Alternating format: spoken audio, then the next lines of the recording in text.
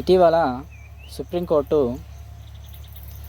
బాలలతో చిత్రీకరించినటువంటి అశ్లీల దృశ్యాలను చూడడం కానీ, వాటిని డౌన్లోడ్ చేయడం కానీ, లేదా వాటిని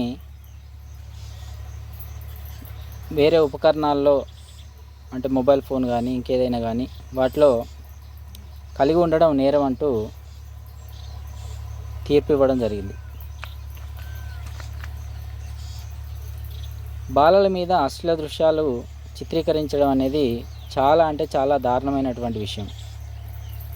ఎందుకనంటే చిన్నపిల్లలను బలవంతంగా ఎత్తుకెళ్ళి వాళ్ళకి ఇష్టం లేకపోయినా కానీ వాళ్ళతో అశ్లీల దృశ్యాలను తీసి వాటిని ఇంటర్నెట్లో అప్లోడ్ చేసి చాలామంది డబ్బులు సంపాదించుకుంటున్నారు.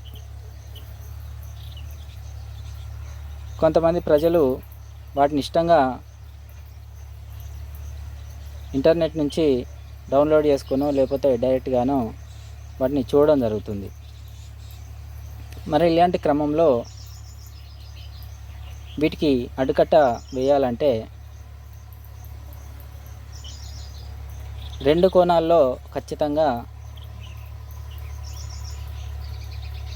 అంటే సుప్రీంకోర్టు ఇచ్చినటువంటి తీర్పు యొక్క ప్రధాన అంశం ఏంటిది? చైల్డ్ పోర్నోగ్రఫీని చూసేవాళ్ళు, డౌన్లోడ్ చేసేవాళ్ళు, వాటిని కలిగి ఉండేవాళ్ళు నేరస్తులు. మరి ఈ చైల్డ్ పోర్నోగ్రఫీని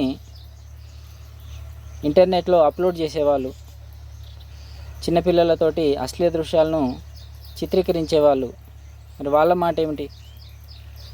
అంటే వాళ్ళకు ఫ్రీడమ్ ఇచ్చినట్టేనా? చూసే వాళ్ళది తప్పైనప్పుడు ఆ చిత్రాలను చిత్రీకరించే వాళ్ళది కూడా తప్పే కదా. మరి ఎందుకు వాళ్ళని ఎందుకు వదిలిపెట్టింది? అంటే ఇక్కడ ఒకే తీర్పులో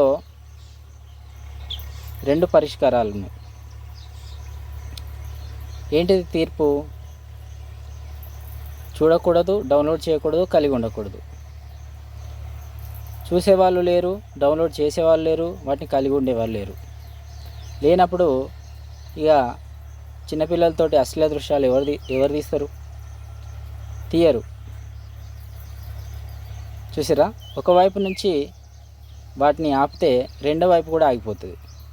సో ఇదొక అద్భుతమైనటువంటి తీర్పు.